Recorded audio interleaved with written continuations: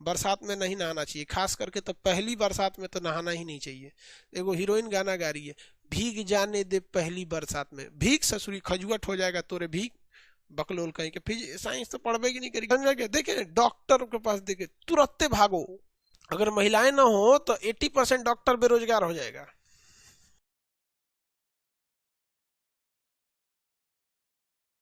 इसका एरिया छोटा होता है। अब जैसे देखिए ना, नेपाल में भूकंप आया था तो पूरा सोच रहे एरिया नेपाल हिला दिया था। लेकिन प्रदूषण देखेंगे तो दिवाली, आप अगर ध्यान से देखेंगे तो प्रदूषण ज्यादा दिल्ली में है। इसलिए आप देखे होंगे कि दिल्ली में ये भी कहा गया था कि आप पटाखे नहीं जला सकते। रीजन क्या है कि दिल्ली में पोल्यूशन बहुत ज्यादा है, घुटन होने लगती है दिल्ली में। आप अगर दिल्ली में है 25-30 फ्लोर पर खड़े हो जाइए बिल्डिंग पे, नीचे देखिएगा तो आपको साफ दिखाई देगा प्रदूषण है। जहां से उतरिएगा तो आपको प्रदूषण दिखाई देता है। और उसमें अगर बहुत ज़्यादा पटाखे छोड़ दिए गए एक्सेस, तो क्या हो जाता है, एक्सेस पटाखे छोड़ दिए जाने से पोल्यूशन थोड़ा और बढ़ जाता है। इसलिए आप देखे होंगे दिल्ली और मुंबई में कहा जाता है कि पटाखे न जलाएं, पंजाब में कहा जाता है पराली न जलाएं। बाकी सब जगहों के लिए गाइडलाइंस नहीं आते हैं क्योंकि बाकी ये जगह पर उतना प्रदूषण नहीं है। तो वाइट फूट पैरों में क्या होने लगता है, खुजली होने लगता है।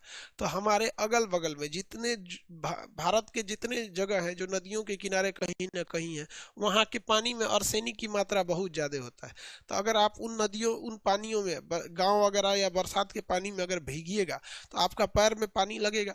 पानी तो सूख के चला जाएगा लेकिन उस पर क्या छाप देगा, आर्सेनिक।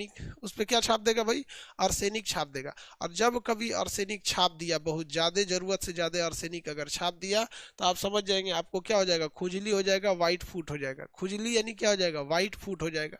और ये व्हाइट फूट से बचने के लिए क्या किया जाता है, महिलाएं अपना पैर रंग लेती हैं। देखते हैं दुल्हन सबको क्या करा जाता है, पैरवा रंग दिया जाता है।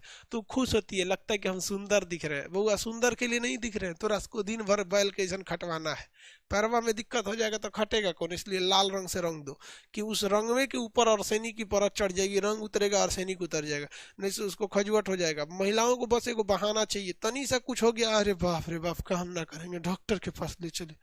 समझ गया? देखे डॉक्टर के पास देखे तुरंत भागो।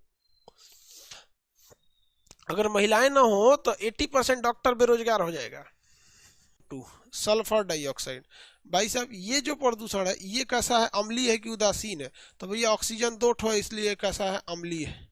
कैसा है, अम्लीय है। ये ऑक्सीजन 2 ठो है इसलिए कैसा है, अम्लीय है। इसमें मेनली ये ज्यादा डिफेक्ट करता है फेफड़ा को। क्या करेगा, फेफड़ा को इफेक्ट कर देता है। ये पत्थरों को तोड़ देता है। ये पत्थर जो होते हैं ना, पत्थरों को क्या कर देता है, गला देता है या पीला कर देता है, जिस वजह से पत्थर झड़ने लगते हैं। आप देखिएगा हवा में SO2 की मात्रा ज्यादा है, सल्फर डाइऑक्साइड की मात्रा। जब बारिश होती है तो ये सल्फर डाइऑक्साइड की मात्रा हमारे शरीर पे क्या हो जाती है, आ जाती है। इसलिए बरसात में नहाइएगा ना तो पूरा शरीर ऐसे खजुआने लगेगा, ऐसे ऐसे बैठ के खजुआएगा। ओ माय गॉड, पूरा खजुआ रहे हैं। इसलिए बड़े बुजुर्ग कहते हैं बरसात में नहाए हो ना तो तुमको क्या करना पड़ेगा, एक बार घरे भी नहाना पड़ेगा। बरसात में नहीं नहाना चाहिए, खास करके तो पहली बरसात में तो नहाना ही नहीं चाहिए।